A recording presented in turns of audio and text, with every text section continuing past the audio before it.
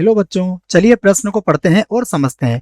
निम्नलिखित समीकरणों को ढाल अंतःखंड रूप में परिवर्तित कीजिए और उनके ढाल और y अक्ष पर कटा अंतःखंड भी ज्ञात कीजिए। और रेखा दी है हमें 5x + 12y = 26। ठीक है बच्चों, तो इस प्रश्न को हल करने से पहले हम लोग इस प्रश्न की मुख्य अवधारणा लिख लेते हैं। तो देखिए, प्रश्न की मुख्य अवधारणा क्या होगी जिसकी सहायता से हम इस प्रश्न को हल करेंगे। ठीक है बच्चों, तो देखो, मुख्य अवधारणा में हमें क्या पता होना चाहिए? ढाल अंतःखंड रूप। हम इसे लिख लेते हैं कि रेखा का ढाल अंतःखंड रूप क्या होता है। ठीक है, तो हम लिखते हैं यहाँ पर ढाल अंतःखंड रूप। अंतःखंड रूप, किसी भी रेखा का ढाल अंतःखंड रूप होता है y = mx + c। ठीक है बच्चों, और अगर हम इसको चित्र से समझें तो चित्र कुछ इस प्रकार से इसका बनता है। ये हमारे पास कोई रेखा होती है, इसकी ढाल कितनी होती है? ये इसकी ढाल होती है, और ये जो दूरी होती है मूल बिंदु से यहाँ तक की जो दूरी होती है इसे हम कहते हैं c। ठीक है, तो ये होता है y अक्ष पर कटा अंतःखंड। तो हमें इस रेखा को इस रूप में बदलना है। ठीक है, तो बदलते हैं। देखो, हम लिखते हैं दिया है, तो हमें एक रेखा दी हुई है उसे हम लिख लेते हैं। तो क्या दिया है हमें? रेखा 5x + 12y बराबर कितना है? 26 है।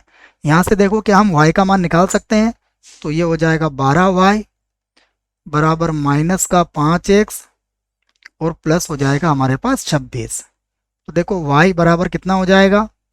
-5/12x और प्लस हो जाएगा हमारे पास 26/12। ठीक है, तो देख लो, हम इसे काट देते हैं।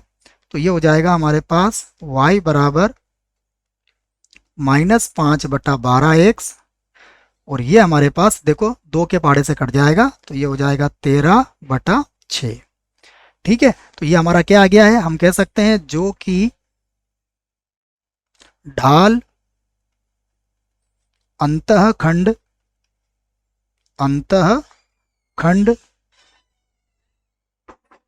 रूप है। हम इस बात को लिख सकते हैं, जो कि ढाल अंतःखंड रूप है। अब हमसे क्या पूछा गया है?